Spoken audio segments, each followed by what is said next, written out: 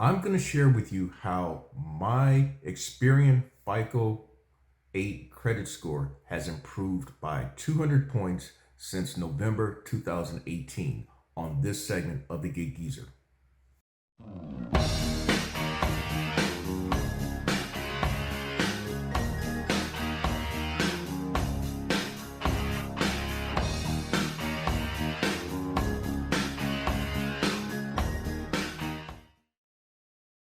If this is your first time checking out the Gig Geezer, and if you're a returning visitor of the Gig Geezer, hey, thanks for coming by. And if you would not mind, hit that subscribe button, give my content a thumbs up, share my content among others, and I definitely welcome comments in the section below. The teaser says that I have improved my credit score by 200 points since November 2018. And I want to show you at least over these screenshots here how my score has improved over that period of time. The one screenshot that is missing is my credit score as of November 2018. All I can share with you is that at that time, almost to the date 4 years ago, I had to make a transaction for a new car. And I recall vividly that my score was at that time a 546, somewhere in there. It was in the upper 540s. And I knew that I knew why my score was as bad as it was at the time, because mainly I had credit cards that had gone into collections that year, and I was still married at the time. The house that that I was that the house note that we had at the time um, was running consistently 30 and 60 days late, and it had gone that way for more than 2 years. And so, um, what the single event that kind of set things in motion to where I saw things turn around, at least from a credit reporting standpoint, was the fact that I was in the midst of completing a rideshare ride on Uber, and I was less than 5 minutes away from the drop-off location. And as I traveled over a bridge into the downtown Columbia area, Bambi ricocheted off of my vehicle, and the the damage from the vehicle was considered a total. It was a loss. It was a total loss. And so at that time, my daughter, who was attending undergrad in Spartanburg, which is on the other side of the state of South Carolina, she had our 2015 2011 maximum. But my ex and I at the time, we were using a 2009 Taurus that had over 300,000 miles on it. With that being total, I needed to get another vehicle the next day, in fact. And that's what I ended up doing. But in the process, I found out just how bad the credit was. I also found out how much interest that we would be paying as well. We were paying 3.9% on the maximum, but for the Taurus, we had to pay 18 plus percent. Yeah. Now, admittedly, my credit at one time, decades ago, before actually I got, about the time I had gotten married back in the mid 1990s, I had what one would say was very good credit. I had the type of credit where I could walk into a bank and get the best rates that were offered for a car loan. I had the type of credit that I can walk into an institution and sign off on a $15,000 signature loan. Yes, that's the type of credit I had at the time. Um, Over the decades after getting married, I saw my credit go down, somewhat up, but back down, and somewhat up. And at the moment in November 2018, it was back down. And so, if you like the content that's been provided so far in this segment of the Gig Geezer, hey, hit that subscribe button, give my content a thumbs up, share my content among others, and I definitely welcome the comments in the section below. Now, Earlier in 2018, I had begun putting certain plans or thoughts into motion, or I had begun to come up with a strategy to achieve certain personal goals. And one of the personal goals was getting my credit back on track. And I knew that for me to accomplish what I needed to do, I needed to have my shit together again. And again, that incident with Bambi was kind of the incident that was the moment that kind of kickstarted things in motion to where I actually begun to see things change with my credit. Now, um, I don't want to bore you with all the details of the moves that I made in terms of what brought me to this moment with my credit having improved the way it has though. But what I want to do is go over a few things with you in terms of the credit reporting bureaus, the actual credit score methods, and then some things that you can do that may cost you some money or very little money, that will help you in putting together a strategy to improve your credit. But also, I'm going to share a little bit as well about exactly how the gig economy has helped me to put me in a position that I'm in. Now, when I made that transaction for that vehicle in November 2018, I had just got on with the Roadie app.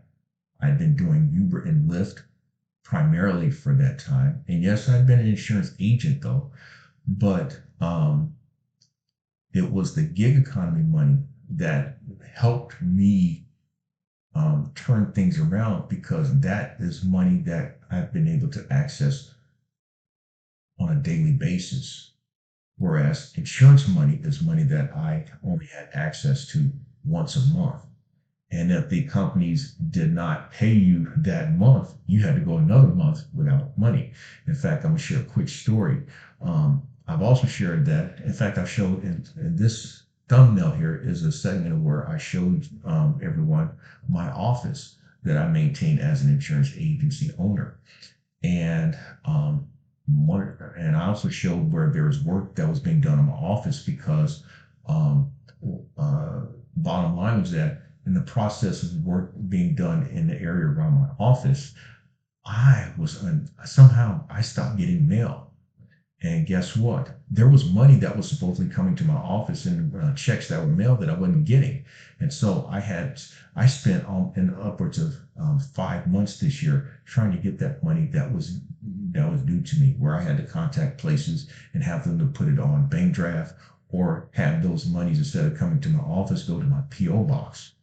And so in the insurance world, when you don't see money I mean, can you imagine if I had to depend on that money? I'd been really fucked. So here, that's an example of how the gig economy has helped me out, because it is money that I've been able to access on a daily basis to maintain my responsibilities or the financial commitments that I have gotten into. Now, the other thing about the gig economy, as I've shared, um, I've made more money doing gig economy work than I've done as a newspaper reporter, working at a car lot, and even as an insurance agent. And to put it in perspective, what I've been able to make each of the last three calendar years, the last two, 2020, 2021, I've made over 75,000, and that includes insurance work. But both years, I've made over 70,000 doing gig economy work. I'm on pace, having made over 60,000 already in the first full week of November. I'm on pace to make over 70,000 again this year. And so making that type of money, where you're making basically 6 G's a month, and depending on how you manage your money, you're going to be in a position to take care of a lot of things. And that's what I've been able to do. That is really the short of it with the gig economy. It has put me in a position financially to get myself in a better credit position. But there are other things to go with you getting to that point. Now, The following pictures, the following screenshots are the following screenshots are my actual credit scores based on the Experian FICO 8 scoring system over the past few years. Now, again, I may have mentioned already that my score was 546 in the 540s in November 2018 when I got that vehicle. In November 2019, my score was 554. In November 2020, it was a 628. In November 2021, it was a 652. And as I've already shared, in November 2022, my credit score on the Experian FICO 8 scoring model is a 747. Additionally, um, this screenshot here, or this screenshot here, is actually my Experian FICO 9 credit score based on what a financial institution I deal with has provided in its most recent update. It's showing that my score is a 736. My score actually on that same source at one time had been as low as a 520, in fact, in 2018. So, yes, on two different scoring models and two different scoring sources, my score has improved over 200 points. Now, the question is how? How has my score improved by 200 points? What did I do? I've already shared one of it.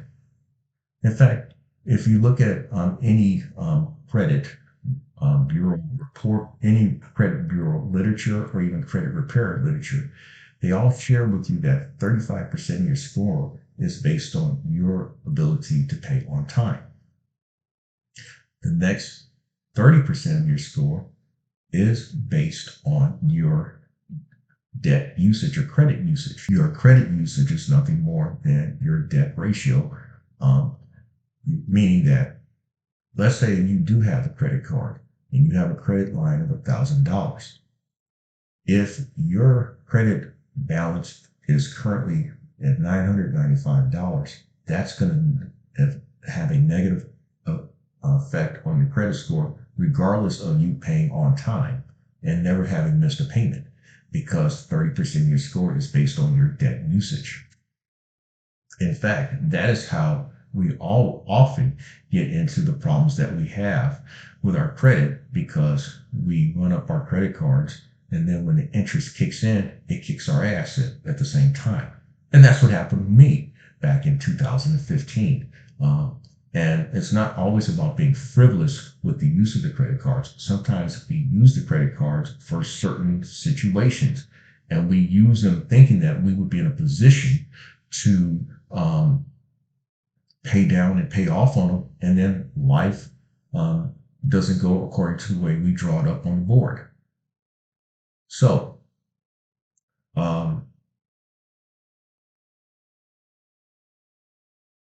one other fact about with the credit cards is that you want to keep in mind that your ability to pay your balance down or off within the grace period that is offered by the credit card company usually is 25 days.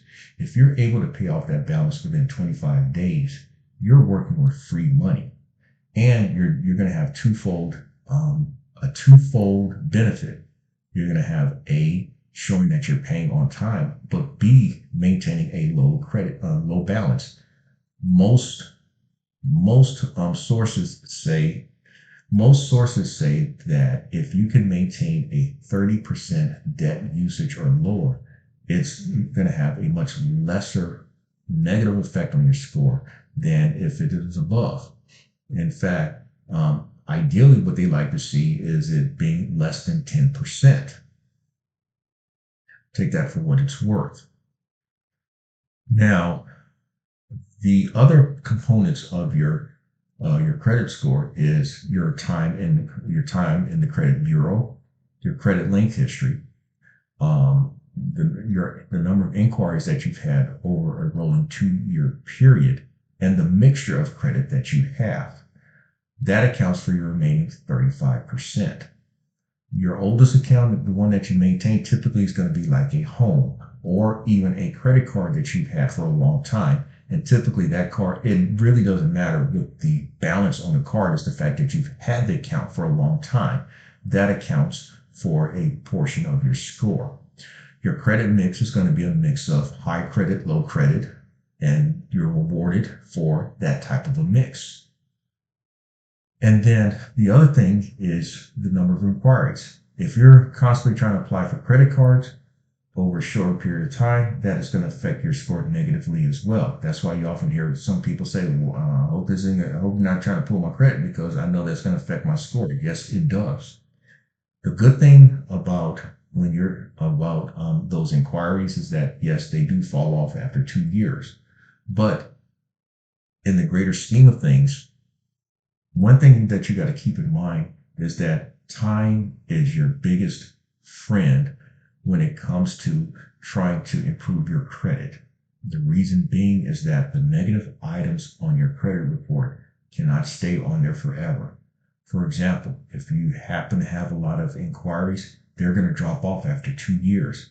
And I would venture to say that even certain collections like medical collections may fall off after 2 years, but the ones that are going to stay on for 7 years in most cases are going to be those credit card collections or those charge-offs for repossessions and things like that. Now, the other thing that I've not mentioned is bankruptcy.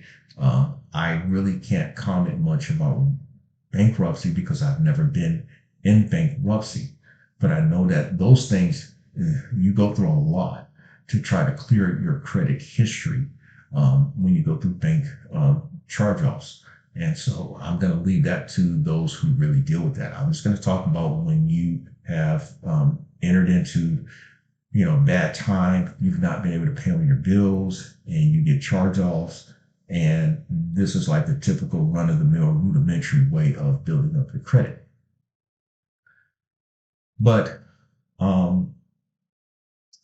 that said, time is on your side because your typical charge off has to drop off your credit report after 7 years. Keep that in mind. 7 years. Now you can invest in credit repair work, and they try to bombard the creditor with these inquiries and letters, hoping that if they fail to respond once, then they are obligated to remove that item from your credit score, from your credit history. But I will tell you this much is that these places have gotten smart, and they will respond to you saying that these are frivolous inquiries. I mean, I've gotten replies because I have invested in those credit repair places paying $50, $55 a month. And all I saw out of 22 items was one item removed. And so I'm thinking that, you know what, based on my situation, I know that I'm like 5 years into this negative cycle. You know what? Time is on my side. If I can just tough it out over time, I will see these things drop off and my score will improve. And that's exactly what I did. So you can try to get the quick fix, or you can go for play the long game and just wait it out. Now, the other thing that I want to share is that you need to be mindful of the people whom you surround yourself with, because the people whom you surround yourself with and sometimes the decisions that you make individually can negatively affect your credit as well. And I'll just leave it at that. The other thing is that I realize that not everyone is disciplined with maintaining finances, and they admit that they're not disciplined. And so they need someone to help them with budgets and help set up strategies and goals in terms of paying their bills in a timely manner, and also having the discipline to maintain, low balances or being able to pay off in a timely manner. There's always the thing that they say that you need to live within your means, and there's a lot of truth to that. But I admit that even back then, we're talking like almost 30 years ago, when I did have that really good credit, I didn't make a lot of money. And yes, I lived within my means. But I think that one of the lessons you learned is when you get your ass kicked long enough with bad credit, it kind of gives you a different perspective and some compassion with the other person. And again, that's one of the major lessons that I've learned. Um, the last thing I just want to share with you, at least what has helped me to see my credit score improve as it has over the last 4 years, or and this is something that has been really reflective of what I've always tried to do over the decades, is that I've always tried to keep up with my credit report, knowing that there are three bureaus: Equifax, Experian, and TransUnion. You want to try to keep um, you want to try to keep regular updates of your credit. There's many sources out there in which you can keep regular updates of your credit on, sometimes on a bi-monthly basis or even a monthly basis, and many of those are for free. Then there are those sources in which you can have access throughout the month, but then you have to subscribe to those sources. And then there are some sources in which they give you, information from all three bureaus. Some report to give you information from one bureau, some give you information from two bureaus. But the ones that I have used, but I also want to share this couple of things. First of all, if you like the content that's been provided in this segment of the Gig Geezer or in any other segment of the Gig Geezer, hey, hit that subscribe button, give my content a thumbs up, share my content among others, and I definitely welcome comments in the section below. Now, the other thing that I want to share is that way back when I did keep up with my credit um, in such a way that it was considered very good. Before I would attempt to make any major purchase back then, I would actually write to the credit bureaus. In fact, this is before emails and internet was really in vogue and part of mainstream life. I would write to these credit bureaus and get copies of my credit report to see if everything was as what I thought they were. Of course, back then, you did not get a credit score. All you got was a printout of your trade lines, is what we used to call them at the car business. So if you had a credit card account, it would show you the account, when it started, um, all the reporting periods, whether it was a 1, 2, on down to a 9. 1 means that you're paying on time as agreed. 9 is a charge off. 2 means that you paid 30 days late. 3 means you paid 60 days late, on down to a 9, which is again is a charge off. That means when they tell you if you had a credit card, they cut it up, or they just cancel your account. Or if you had a vehicle and it was repossessed, it was an I-9 typically, or charged off. Anyway, the point is that you used to mail off and get copies of my credit report. With the internet and emails, what we have seen is an empowerment of information that we used to not have access to. In fact, when you would apply for those transactions at the banks, they never told you what your credit score was. All they would tell you is whether you qualified, you were approved for a loan, for a vehicle, or for a home. That's all they told you. They told you what your rate was. You knew that if the bank advertised that you can get a vehicle for 7%, which was a good rate back then, you knew that you had good credit. If they said you qualify for 9 point, that means that, well, you're not quite there.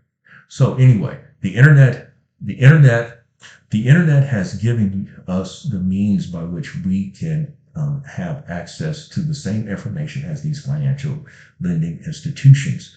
And so, what are some of the places that I recommend? One of them for free is myfico.com. FICO means Fair Isaac Company. FICO is the main scoring system used by financial institutions to determine our credit worthiness. Myfico.com will give you for free a monthly update of your Equifax FICO 9 score. By the way, about FICO uses multiple scoring models, but those multiple scoring models could by financial institutions could be one for car loans, credit cards, mortgages, or personal loans. But they're all FICO scores which financial institutions use. And the variance of scores, there can be a variance of scores. I will tell you that much. How much, it just depends on how they are weighted by those scoring models. The next place is Equifax.com. Now, with Equifax, though, you can get a free report every month, or you can pay for being able to access any updates that are done throughout a monthly reporting period. If you get the frequent updates, you've got to pay for them. But if you just want a monthly update, then you can get it for free, and that's Equifax.com. The source for this segment of the Gig Geezer is Experian. Experian.com gives you for free bi-monthly updates of your FICO 8 Experian score. Then there's also Credit Karma. Credit Karma gives you for free Advantage Score 3.0, which is your consumer-friendly credit scoring model. They will give you updates of your TransUnion and Equifax score. Then there are your financial institutions, namely your banks and credit unions. Depending on the bank or credit union, it can give you free monthly updates of your credit score, typically based on the FICO 8 or FICO 9 scoring system or your Vantage Score 3.0 scoring system. And typically the source of it is Experian. Also, your credit card companies that you may have active accounts with can also provide you monthly updates and alerts of your credit cards. Some use Vantage Score 3.0 of your TransUnion. Some use your Vantage Score 3.0 of your Experian. The other source that I use is Credit.com, which gives me bi-monthly free updates of my credit score based on Experian. And then there's ScoreSense.com that gives me monthly updates of all 3 credit bureaus using the Vantage Score 3.0 system. And then the last one for free is TransUnion's. The last one that is for free is TransUnion's CreditViewDashboard.com. Now, you can pay for frequent updates of the TransUnion score, but I would recommend use the CreditViewDashboard.com for free. And that gives you monthly updates of your TransUnion score. So that said, you just want to keep regular watch of your credit scores as you work to improve your credit score. And again, you want to discipline yourself in a way that you begin paying on time on your bills, but also making sure that you're keeping your balances low. Those 3 things right there alone will help you to improve your credit. And with that, again, if you like the content that's been provided in this segment of the Gig Geezer or in any other segment of the Gig Geezer, hit that subscribe button, give my content a thumbs up, share my content among others, and I definitely welcome comments in the section below. I'm Edward Lane, and as always, may your hustle and may your grind continue.